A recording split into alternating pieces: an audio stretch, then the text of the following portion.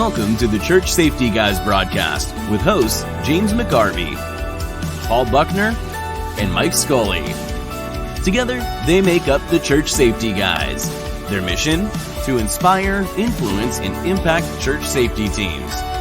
Join us for the next hour as we talk about all things church safety and security. Don't forget to like our Facebook page, join one of our church safety and security communities online, and share this broadcast with your church.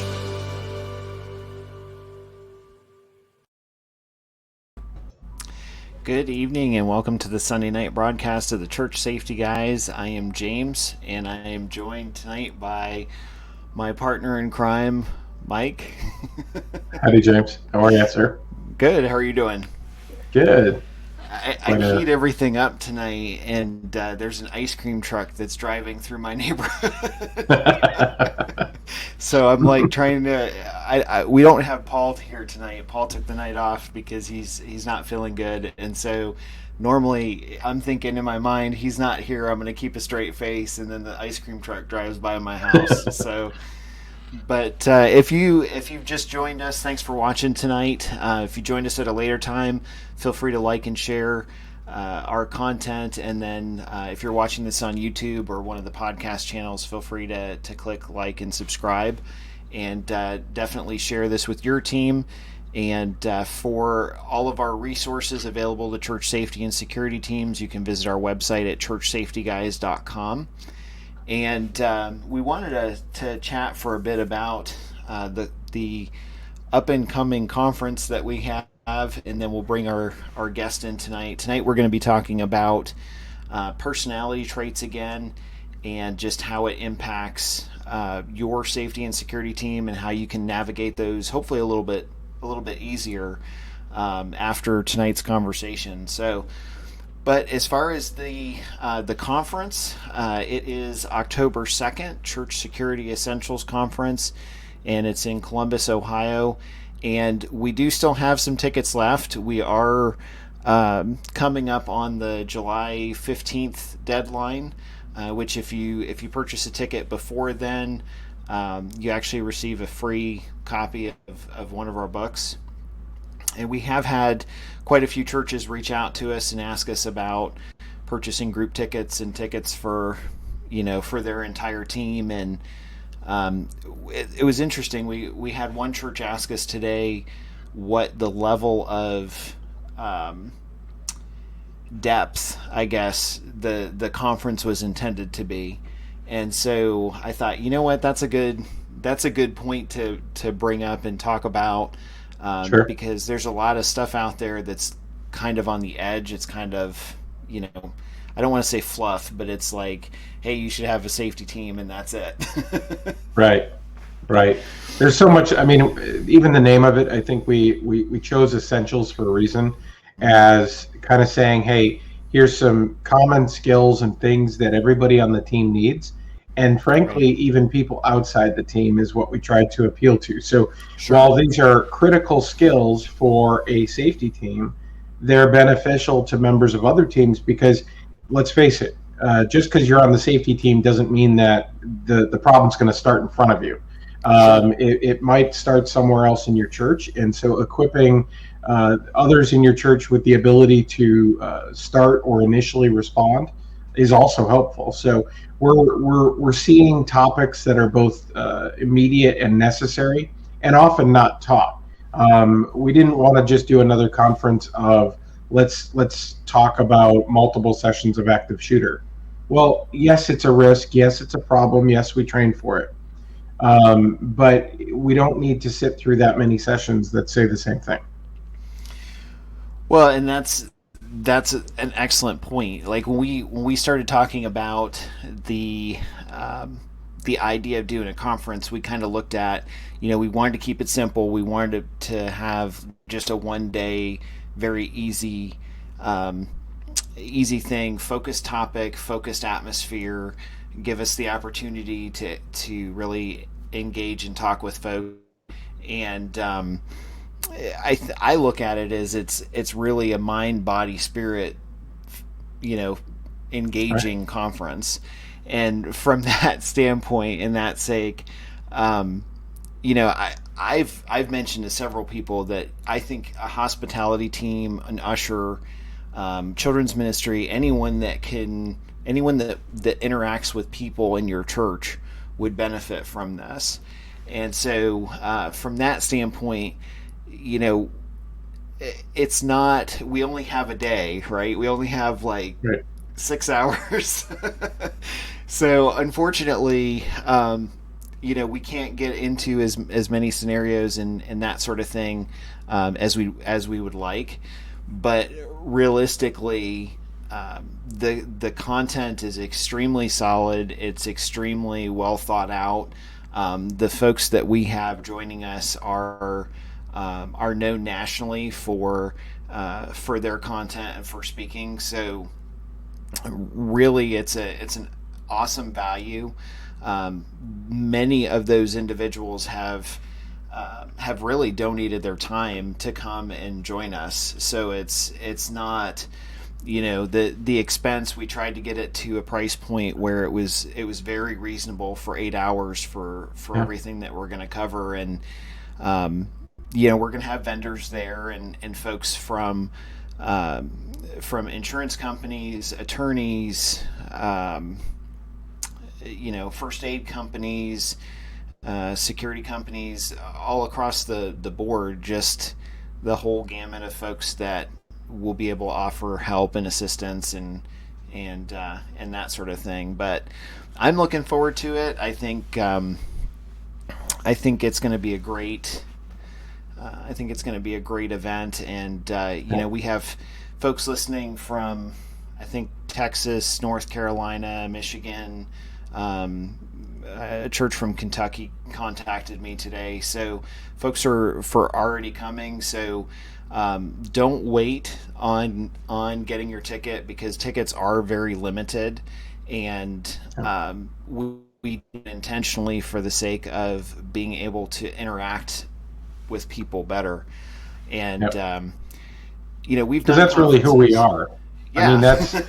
I mean, that's kind of who we are. I mean, what you see is what you get. So for those that we've not met in person, that you see us each and every week, this is who we are. So we wanted a conference that we could have conversations with people, and not just, let's have a line of people and 10-second conversations that you never remember. And it's For sure. It's a matter of actually connecting with people, and that's important, because we talk all the time about the importance of connecting with our teams and actually engaging. So we wanted an environment and a timetable and an opportunity as far as size and volume of people that would enable us to be able to truly engage. For sure. And I mean, we've had national speakers before at conferences, and we've had over 400 folks at a conference. So when, in fact, one of the reasons that we tailored this one the way we did was because of that. Because I had individuals come up to me from different churches, and they were like, "Hey, can I just pick your brain a little bit? Can I ask you a little bit?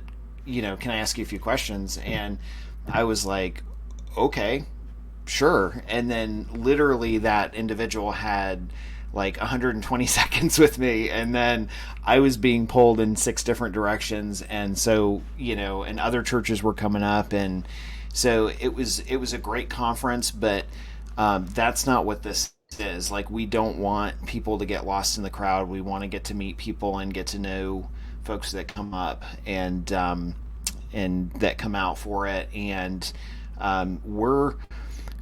we're trying to make an impact, and that impact is with you. It's not at you. We're all learning this together, and we're all trying to do the best we can together. So You said a good word there, learning. I think that's the intention behind Essentials, is we wanted the sessions to be something where you can walk away learning something, not just a whole lot of different people kind of saying perhaps much of the same thing a slightly different way. We wanted actual hard-hitting topics that are urgent, that we're all experiencing, and your teams are experiencing, your churches are experiencing. So these are things that are important, that are not necessarily getting perhaps as much attention as the active shooter, as I mentioned earlier. But we need to make sure that we're covering these things with our teams, that we're exposing our teams to these things so that they can better be prepared when it does come to their church.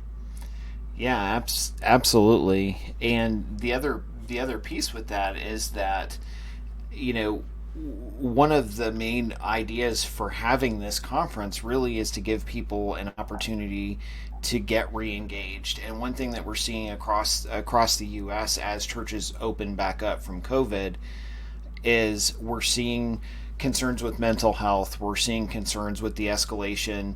In fact, I was just talking to someone today about how it seems like there's so many more road rage incidents today because people are on edge and a powder keg. And those are the things that we need to focus on to get the church open and get it back in the community and running well. And so from that standpoint, that's what we wanted to do with the conference. Like you said, we wanted to make it so that someone could come, they could get the, like Paul, I'm going to quote Paul, so don't shoot me, but meat and potatoes, right? And it's solid content, and even if you've heard stuff 100 times, guess what?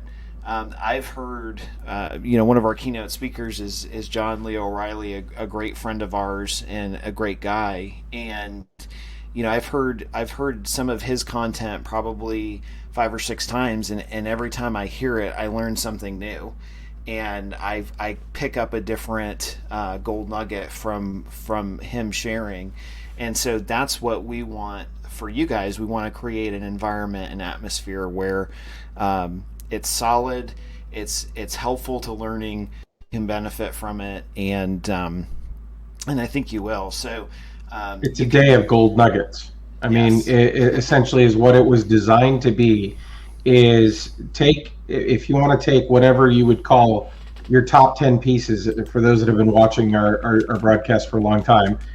First off, thank you for staying around. But beyond that is that if you took the top 10 of whatever you've learned, we tried to focus on the heavy hitting things, the things that are super urgent and important. And like we said, boil them down into a single day so that you can get a lot of intensity in a short period of time on topics that really matter. Absolutely. So visit our website, churchsafetyguys.com. There's a link in the upper right-hand corner. It says 2021 Church Security Conference. You can click on that and get more information, and then see a list of the speakers, the topics, and sponsors, and then purchase tickets directly through those links on that page. So, like I mentioned before, until July 15th, if you register and purchase your ticket before July 15th, you will actually get a free copy of one of our books, and then.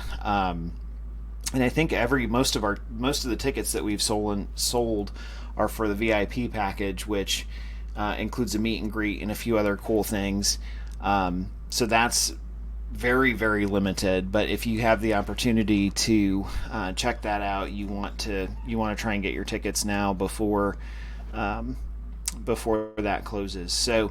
And as always, if you have any questions about that, feel free to message one of us or email us through the website, and we'll try and help you out as much as we can with that process. So, all right, anything else you want to add before we jump to our esteemed guest for this evening? No, I think it's good. It's going to be exciting. I'm looking forward to being in person together and hanging out and helping some folks, meeting a lot of the folks that watch the show, and putting faces to the names and all the different avatars and things like that of people chatting in. It's nice to meet people, so I'm looking forward to it. Yeah, it is, and like what you said, we're who we are. It doesn't. I mean, if anything, I think we've learned that being in 3 different locations across the U.S. and working with each other every Sunday that. Yeah, this is it. Like, we get along in person just as well as we get along on video. I think that's a providential thing, personally. I do. Yep.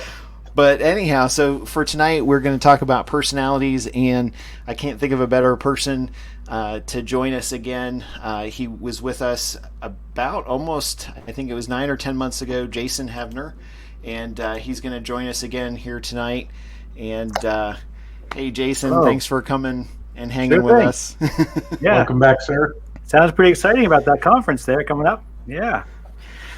Well, we're it's the first one, right? So that we're Yep. doing. So we're kind of hoping that that it goes well, but it's Sure will. looking forward to it Yeah. for sure. Yeah. So it's been a while. What have you guys been up to? Well, I will mention. I did want to mention that last year, and I can't remember if I told you this or not, Jason, but last year when we ran the stats on our episodes, what we found was that the episode where you came on and you were talking about personality traits and some of the Meyer-Briggs stuff, it was actually one of our most watched episodes last year. Oh, And praise so God. I don't want to give you a big head or anything because Yeah. you're Well, like was Paul, on then, so but I Paul's gotta not be on, nice. so we'll have to see how it rates without Paul on here. No. Right. But at the same time, what that kind of I think in a way that kind of led Mike and I down the road of putting together the ministry life cycle, and you certainly you helped with the forward on that book, and we're kind of involved with that as well. And I think the reality when it comes down to it is that churches and teams, specifically church safety and security teams, are really looking for ways to engage and connect with their folks over multi-generational teams and folks volunteering. And sometimes it gets really frustrating because we're expecting an individual to fit into a certain skill set, a certain personality, and like we were talking about earlier tonight, in a lot of the smaller churches, you don't always have the luxury of saying this person is just good for this task. A lot of times it's this person needs to do every task. 3 or 4 hats. He's got to wear 3 or 4 hats. Yeah. Right. So why don't we start with we'll jump in with what you've been up to for the last few months, and then kind of go into that topic. Okay. Well, it's thanks again for having me on. And when you first sent me that text, I thought, oh boy, how have I been thinking about personality and things like that. After we got off of that meeting, I actually spent about 2 hours or so with Paul, and we've actually developed quite a friendship after that. So I see him quite often. But one of the things over the last 10 months, I've really started to pour my mind into wisdom, the idea in Proverbs that says wisdom is the principal thing. That's what Proverbs says, one of the first few chapters. And knowledge ought to be pursued also. So I spent a lot of time looking at that, and then I kind of started getting a handle, not on wisdom itself, but just on the concept of what wisdom is, how to look for it. And then I see this whole thing about without faith, it's impossible to please God. So then I'm like, well, now wait a minute. Walking by faith and wisdom seem to be these two different things. So I've been working on seeing how we only have so much wisdom, but God, we need to walk by faith. If you're 90, you got to walk by faith. If you're 9, you got to walk by faith. But anyway, so why am I talking about wisdom? Well, because in personality, some people prefer to look at the values when they're making judgments on wisdom, and other people prefer to look at the logic. It's easier for them. And so I was pursuing that, and then as I did that, my wife and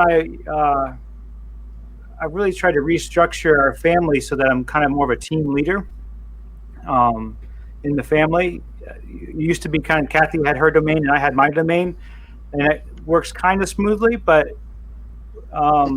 just felt led to be more of a leader on both at home and work and all that. So as I've done that, I found myself using personality all the time to try to communicate well and effectively with my team, my family.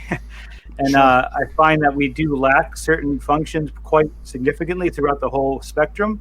And so I thought, well, we can talk to you about like how to allocate assets to our weaknesses and really try Sure. to do well with our strengths and not allocate, kind of use our strengths. So that's what I've been kind of pursuing over the last 10 months, I've also worked a little bit, just a little bit, on the idea of developing some sort of curriculum for homeschoolers, but like just a few pages into 36 lesson plans, to kind of show what wisdom and knowledge is, and then show how people are processing that in their individual personalities. So a bunch of different things. Cool. Curriculum writing. That sounds fun. Yeah. It's just, I honestly, I'd love, in a sense, to go be tutored by somebody on this, but in a sense, MBTI, they don't have the fear of the Lord. They've got a lot of wisdom and a lot of things to learn, but you really have to go back to the Bible as to, okay, we see these patterns in people, but what does God say about it? So I really have to, I don't see a lot of people pursuing that. So that made me think, maybe I should do something like that. So. Well, and one of the things I mentioned it to you earlier, before the broadcast, but Mike and I, for our listeners' sake, we're working on the next book in the Ministry Life series, which is Engage. And one of the things that I had kind of been thinking about was, excuse me, how do you take, application and logic? How do you go from knowing you have a team to getting the team to do the right thing? Well, part of that book that we're working on with Engage is it kind of covers that topic and it answers that. But what's interesting is what I've started learning from all of it is if you don't have volunteer positions, if you don't have positions labeled for jobs, if you don't have a sense of organization, a sense of purpose, which ties into your mission and your vision, right? So if people understand the vision, then that motivates them, that engages them. Well, if you have a designated position, then when you're talking to people, when you're trying to build a team and figure out what's missing, it kind of goes back to what you said earlier, Jason, about your family. You're noticing in your family that there's a missing piece to logic and to assembling that and having, a defensive, understandable component.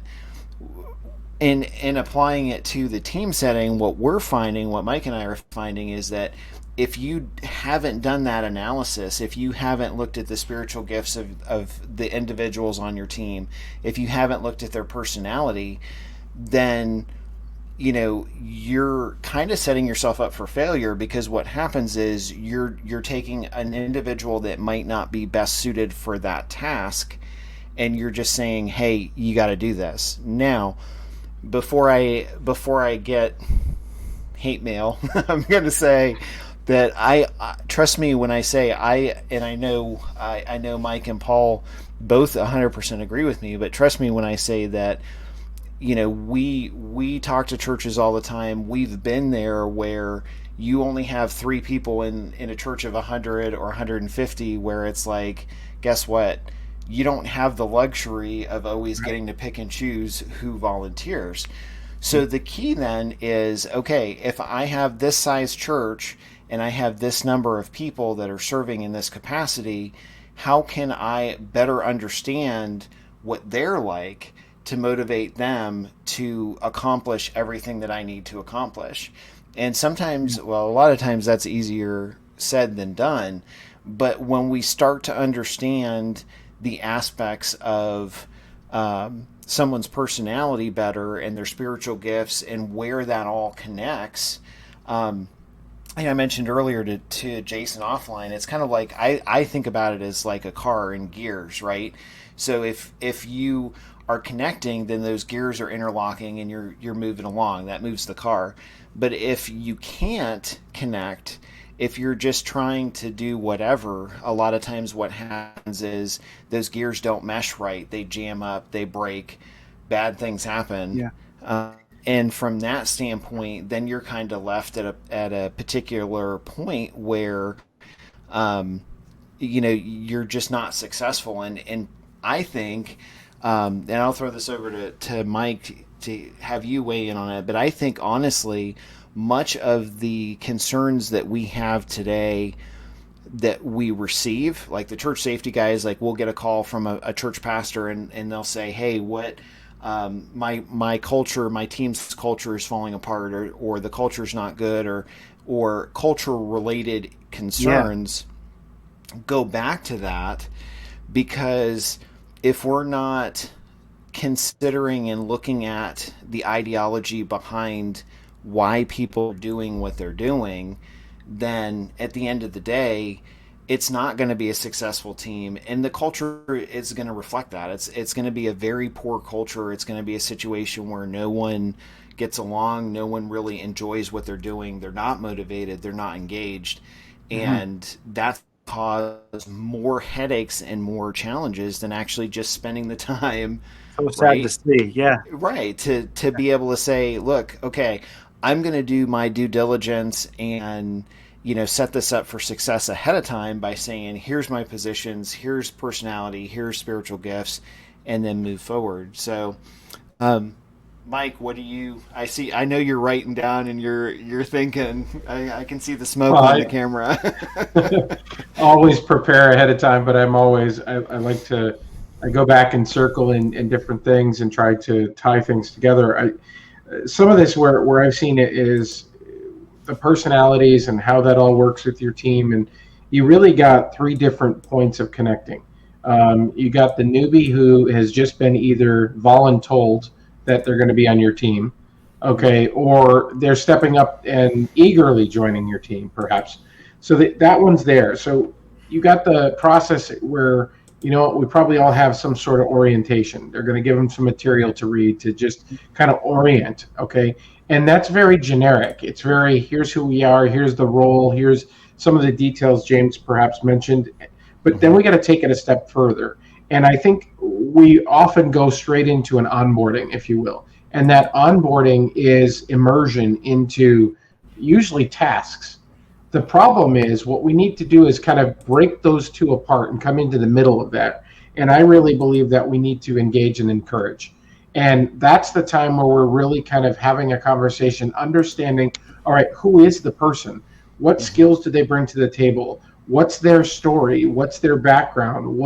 Understand what tool you are now adding to your toolkit before you start trying to put them into use in a certain area. I think that's a big piece. So they're all different tools that we have to be able to deploy and use correctly at different points in our church. We have members of our team that we're not going to necessarily put in certain positions, okay? And that's not necessarily mean that they don't belong on the team. It just means that we're either playing to someone's strong suits, or we're understanding weaknesses, or we're understanding that says, hey, this person will be better yoked or better suited to work in this area. And oftentimes that is personality and skill driven, for that matter. And then I think finally the third is looking at how do we truly understand the person on our team to maximize value.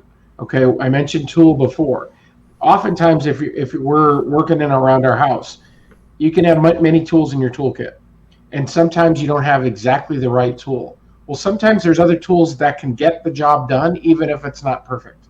Right. Or you can kind of hack through it and get it to kind of work, I guess, if you will, even if it's not the perfectly designed tool. Yeah. Sometimes our teams are tasked with having to make do with the tool that's not set for the job, with the budget that's not adequate for the church, with a team size that's not suitable for the number and volume of services and things and events that you have to cover. Mm-hmm. All of those things happen. But I think the key is if we can work smarter with those individuals and extract more value out of them because we get to understand them. Yeah. And we communicate more effectively with them because we don't try to use them for the wrong thing. Yeah. I think that's excellent, right? As you say, tools, I think about different functions of the mind, like what functions they're using. For the higher functioning, the higher functions in the mind I say have less energy. It takes less energy to use them, and we have an excess. But those lower functions that really take a lot of work to get to, if that function is required, so from a tool standpoint, if that function is required all the time, it can be exhausting for the person to try to maintain that. So, yeah, they can get it done a few times, but you got to kind of. So I completely agree with you. And in your second point, you got the newbie, and then you got the next person. How you said that, and it needs to be split apart a little bit. Well, the newbie kind of having a stage, the newbie, the average person kind of within your team who's kind of been there for a while, and then the person who you're trying to just extract more value out of are really the three. So that middle fella or lady, whoever's there, really having a no guilt, like try this position on, see if it fits. You know, we really want to know genuinely if this is a good match. So if you say, you know, we need you in this position, that would be great if you fill this position, but we need to know, can you do this in the long haul? If you can't, I'd rather know now, and then we still may put you in this position, but we're going to give you a little extra grace because it's hard for you.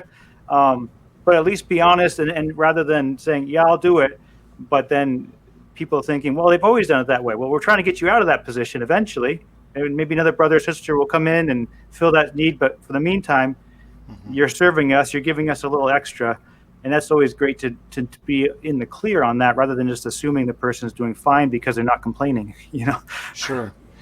I think it's interesting. And I mean, Jason, you kind of, when we started walking through the process, I kind of picked your brain a little bit, but we, most of our folks listening know that our church is involved in a church plant, and we're kind of moving ahead with that. And this really, from spring to summer, every Wednesday night we go in a class, and the families that have been helping with that sit in the class, and we've been talking about mission and vision and engage. Funny topics, right? Yeah. Engagement, spiritual gifts. And it was funny because we were talking about the importance of things to us, right? Because where we're important, where we feel there's value, where we feel that things are important, that's where our focus is going to be.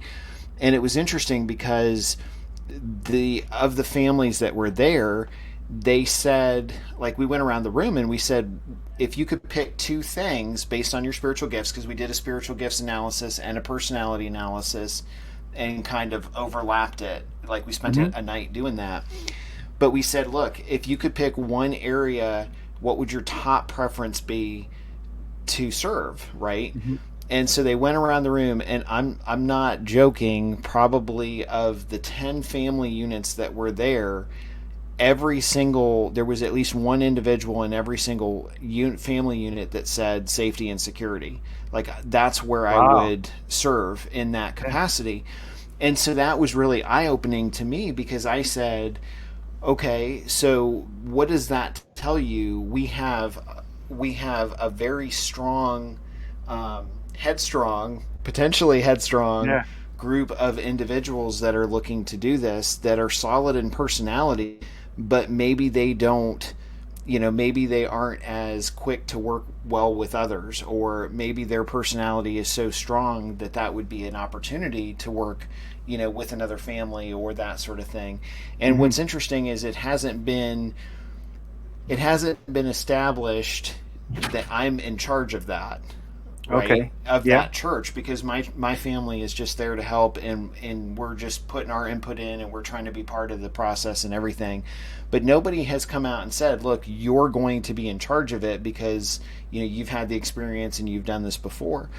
And I've tried to stay away from that because I want to see how everything comes together, and I want to see if others step in without me jumping in and being like, oh, pick me, pick me. Right. I'm the guy. Yeah. But I hear you. I think I think it was to me, it was very eye-opening, again, to what you guys are saying.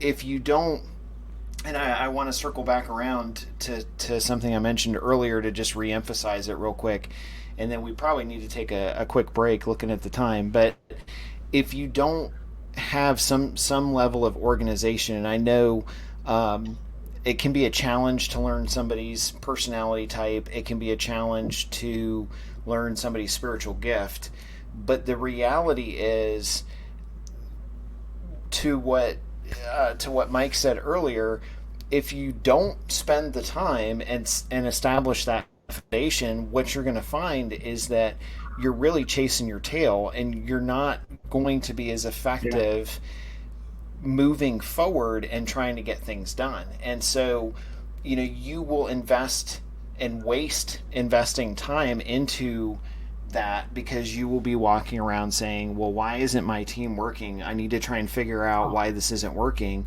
when there's so many underlying we things. see that in marriages, we see it in families, we see it in corporations, we see it all the time. Is if they don't understand each other, the thing, just so much energy gets put into trying to fix a problem that's it's like the byproducts, not the core. We're trying to fix the symptoms, not the core. For sure. And that's, to me, that's why. And I can tell you, and I think I might have actually written this in the last 24 hours once, going in the new book. But I've been an HR manager. I can walk with somebody. I can interview somebody on the fly. I can have a casual conversation and know in 5 minutes, what that person is. Have a really good idea what their personality is, their background, if they would fit or not, if they're a team player. I can do all of that. But you know what? Sometimes, and this was an opportunity for me, sometimes it's better to stop and slow down and look at it from a very analytical perspective, because I'm less than analytical in my personality. Yeah. And spending the time to slow down and actually do that is more beneficial in the long run, because ultimately, if I'm not looking at everything and forcing myself to look at everything, then again, I'm just going to be wasting a lot of time when something happens. You can randomly throw a team together and have great results for the first, like for the honeymoon period, right? Right. Just like, comparing it to marriage, like you said, Jason. So I don't know. I just, my mindset, and this is stuff where we say we're always learning and we're always pushing forward and trying to understand new things. To me, and I know if Paul was here, he would say the exact same thing. But to me, talking about this and even applying it to church safety and security is, this isn't something I would have thought of 2 years ago, or 3 years ago. I would have tried to fix those symptoms and figure it out. And now I'm like, well, wait a second. That's not how you fix a problem. We had a church reach out to us, and they were having concerns because they were trying to encourage their safety team to have to purchase new shirts, and those shirts were supposed to be, I think, green in color to match the hospitality team, and they wanted all of their safety team to wear green shirts.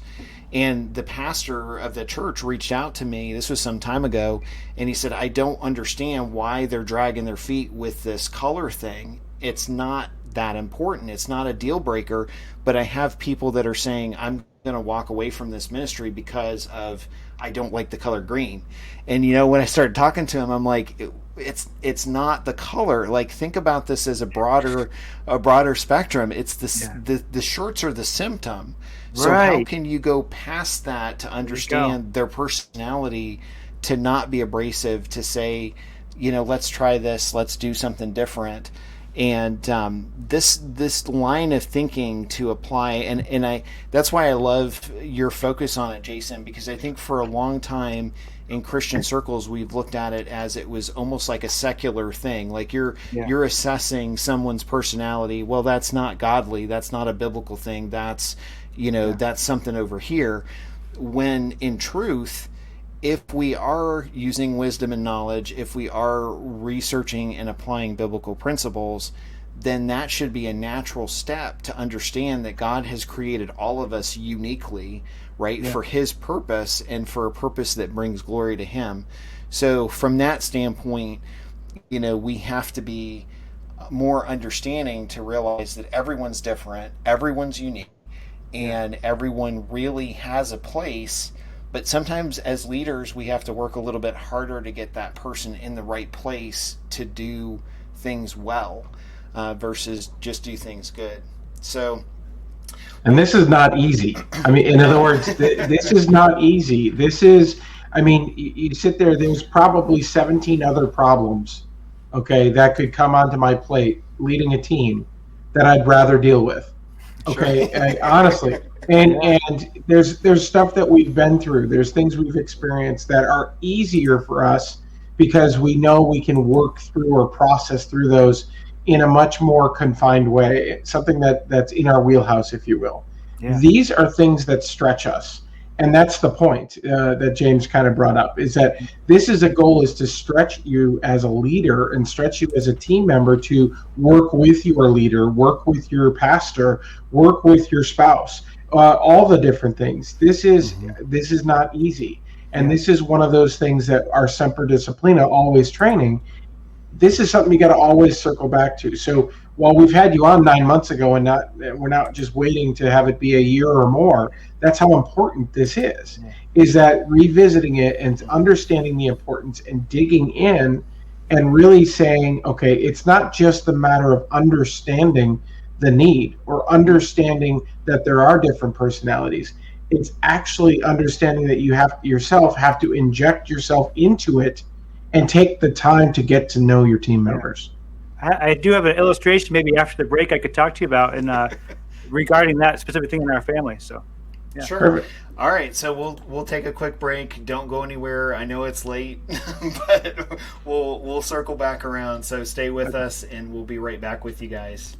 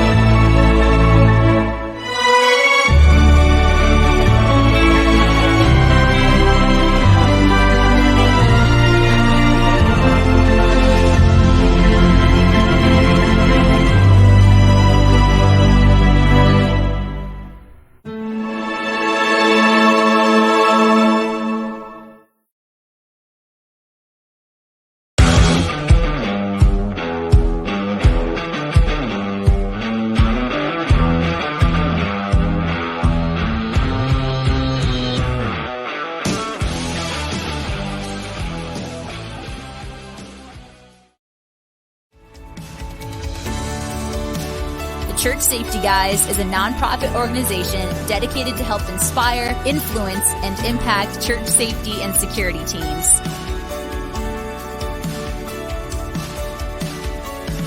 We are about all things church safety and security, which starts with a ministry mindset and a servant's heart.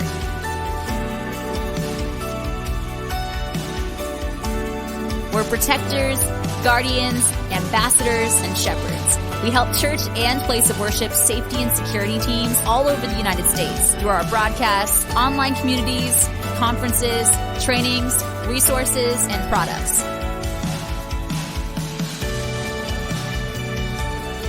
Help us reach more churches in impactful ways by considering becoming a monthly ministry partner. $2, $5, $20 a month will help us continue to provide these resources.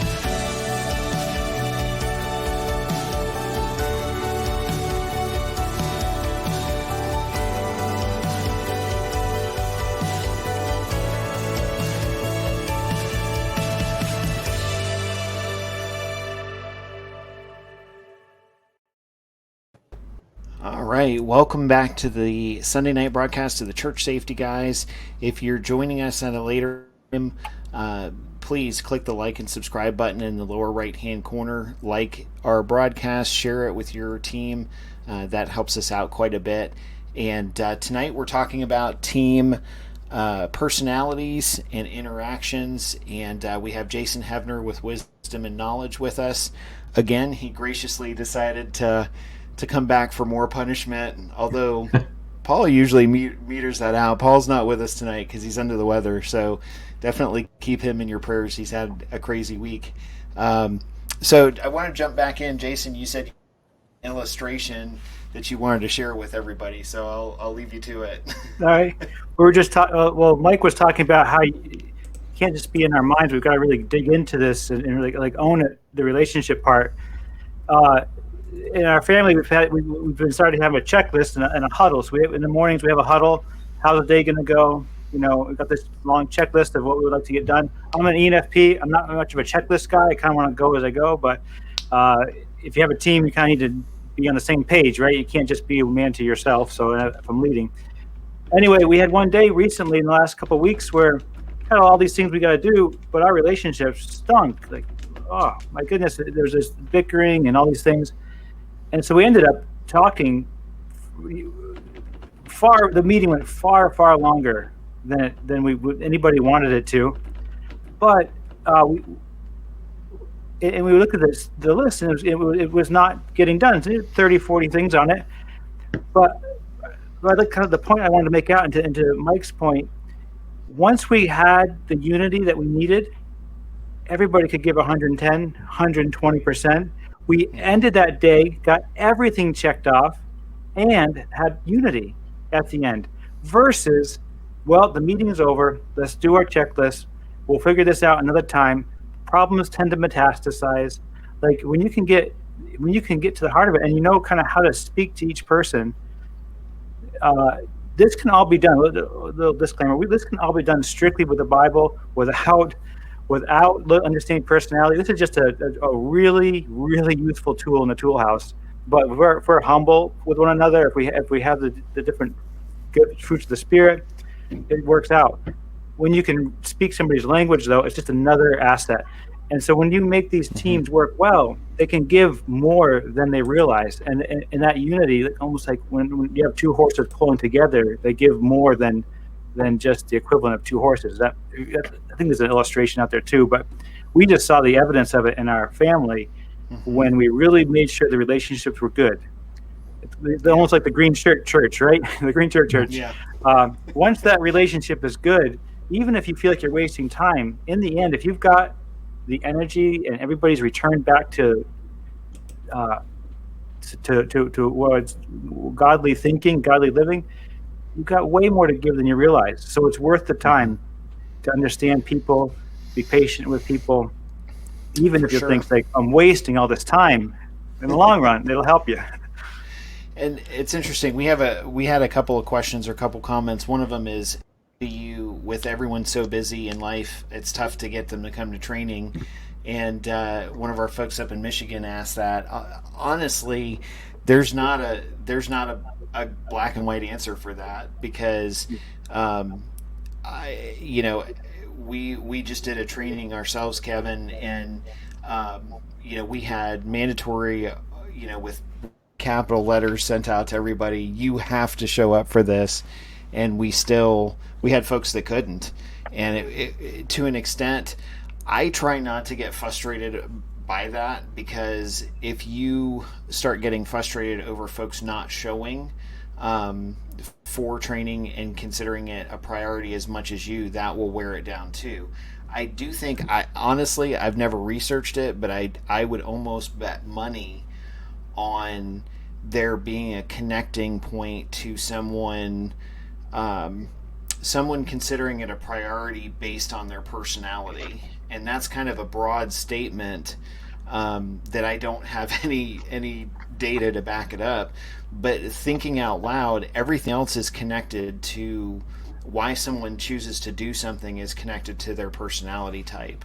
So it would be kind of silly for me not to assume that, it would actually be an interesting study to run through the people that don't show up to training and see if they're all the same personality versus the ones that do. I could maybe just speak a little to that, in that sure, if the leader of the team is a value dominant person who's talking about relationships and a logic dominant person that wants to understand the facts, what actually works, you have to be careful to spend the right amount, allocate time in the meeting for parts that aren't interesting to you. And if you allocate the time for what interests to you, you may have a breakdown in the desire for the whole team to be there, because we talk about pet peeves or the things that we see as important. That could be a challenge, and to really understand who in the group, if they're not showing up, maybe it's because they don't see the value of it, because you're only talking about values, or because you're only talking logic, you don't care about the values. It depends on. And that's an awesome point too, because that's a gold nugget right there, honestly. Because think about it, with an individual on a team will do something for two reasons: one, because it motivates them, and two, because it motivates them. So what do I mean by that? So Yeah. if I do something, if say I'm on a team, say Mike is on my team and he's helping me, he's going to do things because it helps me, or he's going to be motivated and he's going to do things because it helps him. There's those only two things. So his bank of saying, you know what, I'm going to help James, and I'm going to do this because James is interacting with me. We're friends. I like him. I like his point. I like what he's doing, is less, or actually more limited, rather. Let's see if I can say this right. More limited than why he does things for himself. When he does things for himself, he's focused on the benefits for fulfilling his needs, mentally, spiritually, emotionally, etc., based on his personality and his family and what's a priority to him. So if those things don't intersect with that, it's very easy to understand or perhaps see how Mike would be like, look, I'm doing this because this fills my need for personal fulfillment, to serve in my church, to do this because it's most close to my values, what I like, etc., etc. But at some point in time, being the leader, he is actually his motivation, or tank of motivation. I like to think of it as like we talk about the love languages, Gary Chapman. So I've got to look at it and figure out, what can I do as a leader to personally impact and give to Mike to boost his value of what I'm asking him to do. And you know what? That goes all across the board. I mean, we've had team members that were in the hospital. I've gone and visited them. No one's asked me to do that. I've gone to visit them because I care about them, and they respond to that care, because that again fills their love bank of saying, look, this is a motivation to me because I know he's sincere, he's authentic, and he really cares about the situation. So there's not an easy way to walk through it, but at the same time, we have to start understanding that if we're not looking at it like that, and this is different. And again, when I said breaking before the break, I mentioned the assessment, and somebody else posted on that. Both Jason and I haven't known Mike as long as I've known Jason, but both of us grew up in a church where if it wasn't a certain pattern, it was considered secular. It was brought to our attention, and he's smiling because I'm not going down this rabbit hole. But thankfully, both of our families, I think, have been solid. Our parents are awesome, very biblical, very sound doctrinally individuals that kind of navigated and saw us through a lot of that. But my point is, at one point, a lot of churches still look at this as like a secular idea, and they don't want to consider it, because even though 1 Timothy and several other passages, 1 Timothy 5, I think it is too, it talks about character of deacons and leaders and elders within the church. It's always been kind of this taboo thing, like, okay, we don't want to go down that trail. But understanding it and embracing it to the point of being able to say, look, there's two motivations, there's two reasons why someone does something. It's because they want to do it for me, or it's because they want to do it for themselves. So at that particular juncture, now there's a lot of variables in there. It's not as black and white as it seems, because you have generational differences, you have personality differences, you have spiritual gifts differences. But at the end of the day, if you're not at least looking at the whole picture to say, look, okay, why what's the motivation? Why is someone doing this? It's going to be pretty rocky. I'd be curious if they're not attending. Are they disappointed and they're saying, "I can't believe I missed it"? Oh, are they disappointed, or are they like, it was schedule conflicts. I'm glad I got out of it. So sometimes if you can read the person, if they're not attending, is it something that they really desire to but can't, or is it because they actually got the excuse of a conflict? Sure. Or they haven't been equipped for what they're being asked to do properly, and as a result they want to avoid it. So it may not just be the unwilling or the happily getting out of it. It may be they're unable and they need equipping. So they're kind of staying away because they're ill-equipped. Correct. And rather than calling out attention to the fact that they feel underprepared, because that makes them look bad, they may not be assertive in that sense to call that out. Yeah. I want to circle back to I know we're running short on time here, circle back on one of the things about training, but we're also talking about you need time for training, you need time to engage your team, you need time to make sure that you're doing everything else you need to get done, especially on a Sunday morning. So let's break it down very simply. I'm calling it a 6-minute Sunday, okay? And here's what it is. 6 minutes, carve it out of your schedule with your teams on Sunday mornings. 2 minutes, engage. That is, hey, hi, shoot it basically, and kind of say, hey, welcome, and what's going on with you? Or hey, I heard you were sick last week. How's that going? Or hey, you got a new baby at home. How's that going? Truly engage with them, and make the first 2 minutes not about anything that's going on Sunday morning. Make it about the members of your team. Then do a minute of prayer and pray together as a team, because there's nothing better you can do than start and ground yourself that way. We do it every Sunday before we come on as a broadcast. It's what we just do to get started. Go into 1 minute of devotion. Focus on something beyond just the prayer of the day. And we have many devotions available that if you want to go there, or you can, any number of devotionals that are out there. But just, focus on something. And then finally, after you've gotten all the business out of the way, if you will, you've engaged your team, you've prayed, and you've gone through a devotional. Now spend 2 minutes focusing on some sort of refresher topic, some sort of urgent thing that you need to communicate effectively to your team. Now, if you need more than that, then add to that 6 minutes and plan for it accordingly, and tell everybody to show up 15 minutes earlier. But in 6 minutes, I think you can get most people to focus for 6 minutes. And if you're starting at least that way, you're going to draw them into the most important thing that you can do, is engaging and praying with them.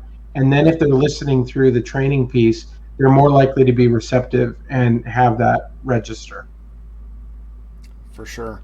And it's not, it's not easy, for sure. We've gone that other extreme where we've coached, we've had to coach folks because we're fellowshipping too much. And it's, and that sounds funny, but at the same time, it's like, I haven't seen this guy for, 2 weeks or 3 weeks. So guess what? I'm talking and it's like, okay, you know what? We got to keep the main thing sometimes, and understand and realize that, safety and security is one of those ministries where you don't always have the luxury of, not being attentive when when you're serving. Exactly. So it's, and that 6 minute Sunday, of course, is the INTJ in me. It works. For sure. But it's definitely, it's an interesting thing. We're just about up with time, but Jason, did you want to add anything as we wrap up here? No, I just appreciate you having me on. It was a great chat. That's good. All right. Well, thanks again for coming on. I'll pull you off here, and then we'll wrap up with you here in just a second. So sounds good. All right. Okay. Well, again, we appreciate you guys hanging out with us tonight. It's always a great topic, and a lot of times it's a thought logic process. It pushes me into thinking or trying to think logical and trying to think through, how can I challenge the status quo of doing things? And the 6 minute suggestion is is pretty solid. I mean, we do something very similar to that, to say, you know what, let's try and move through, stay focused, and accomplish what we need to. So it's a lot in a short period of time, and I think it's so easy to get caught off guard. But I think it's also very easy to say, no, let's dedicate 6 minutes and let's focus and get through these things. And then if you want to circle back or do other things after, then great. And if you have more time, great. And you 2 minutes is not going to be enough to truly engage your team. The point is this is for people that aren't engaging at all. This is for folks who aren't praying at all on Sunday mornings with their team, or don't ever open a devotional. So it's just a simple plan and a simple mechanism by which to kind of say, you know what, we can set a timer, okay, and you can even assign a timekeeper and find somebody whose personality on your timekeeper is administrative, okay, and give them that role of timekeeper during that, and you're going to basically be feeding their motivation, okay, their personality and their abilities of being an administrative person, while you're still accomplishing the 6-minute Sunday, and you're getting information out there, you're engaging your team, and most importantly, you're praying. Well, and the interesting thing with this, and you hit on a gold nugget that I want to go back to and for just a second, and then we can wrap up, and that's that, for those of you thinking that this is just a Sunday thing. Nope. It's not. It can't be. It can't be a situation where you're just spending time, you're just engaging with someone on a Sunday, because there's no way that you can completely be involved with that person and support them and be and commit to their lives and be involved in their lives just doing it on Sunday. And that might be one of the more, we always say safety and security, they're the first to get there, the last to leave. They invest a lot of time. And honestly, that might be one of the other challenges with that ministry in general, is that it just requires a lot of time, because if you, and again, even if you are only training and practicing like with active shooter drills and stuff like that, if you're not training, if you're not doing things with those individuals, how are you going to trust them? Like if you can't engage with them and motivate them, and you don't understand what makes them tick, as a leader, how are you going to cohesively respond to a situation? And I'm throwing this out there. There are individuals that I've trained with that that aren't on my team that I know would have my back in a situation like that, regardless of training with them. But if you have a question mark whether, your team would respond to something well, keep in mind that, you have to invest time with that person outside of a 2-hour window on one day a week, where you might not even get to really know that person.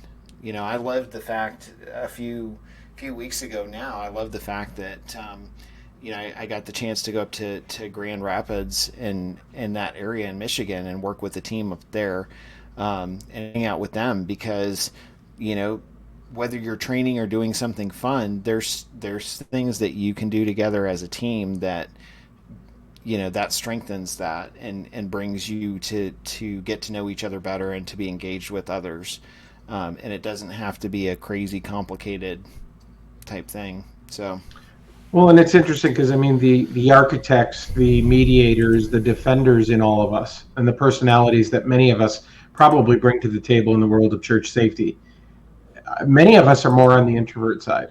And that means that sort of engagement, that sort of conversation, that sort of really digging deep and getting to know somebody does not come easy for us. So this is wading into territory that is going to be tiring, even for some of us as leaders, to do that activity. And so it's all the more important that we do it, though. But I understand why it's easy for us to gravitate away from doing that, because again, it's not easy. It makes us tired. It's not part of our natural personality stride. But we have to, as leaders and as team members, stretch ourselves continually not just in how many did you put on target, and not just in how fast was your draw or what's the latest gear you had. This is a piece of that gear. It's how are you equipping yourself and you're equipping your brain to work with your team effectively so that you can make it less tiring and you can be more maximizing the value each day. For sure. Do you want to go ahead and close in prayer? Do you mind doing that? Sure. And then we'll wrap it up. Absolutely. Heavenly Father, thank you for this opportunity each and every week that we get to connect with folks all across this country who are protecting the folks that are in churches and houses of worship all across this country.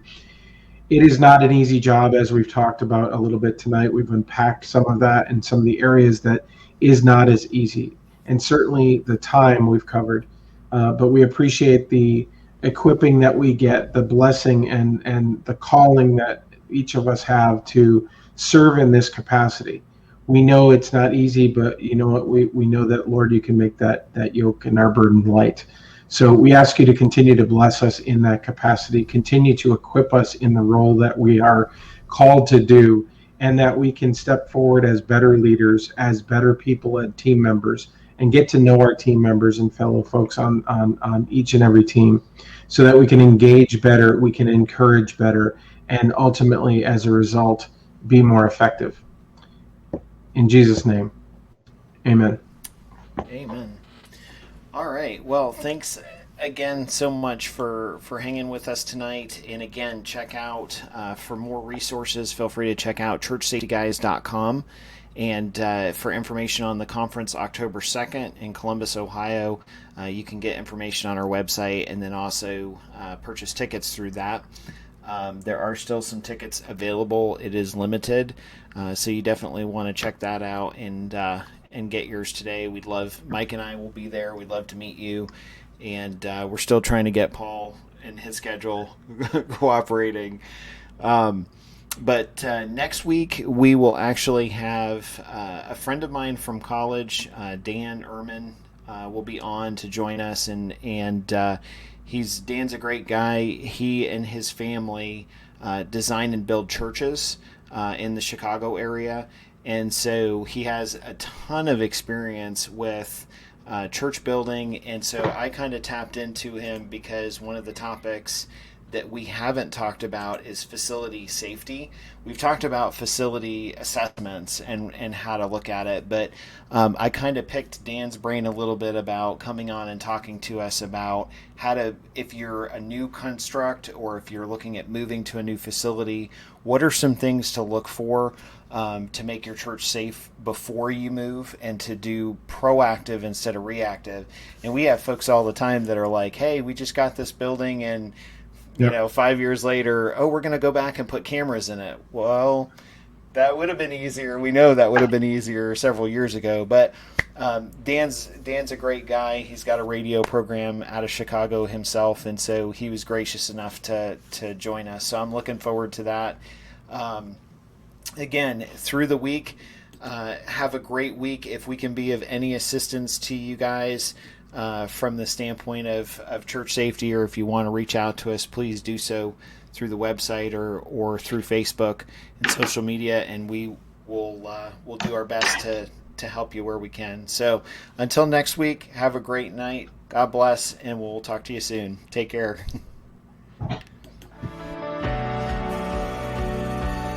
Thank you for joining the Church Safety Guys broadcast. We hope that you found it informative, and we appreciate your feedback. Looking for ways you can help us reach more churches? Share our broadcast with your teams. Consider becoming a monthly ministry partner. Like and share our page, and join the discussion in our Facebook groups. Visit our website at churchsafetyguys.com for other great resources.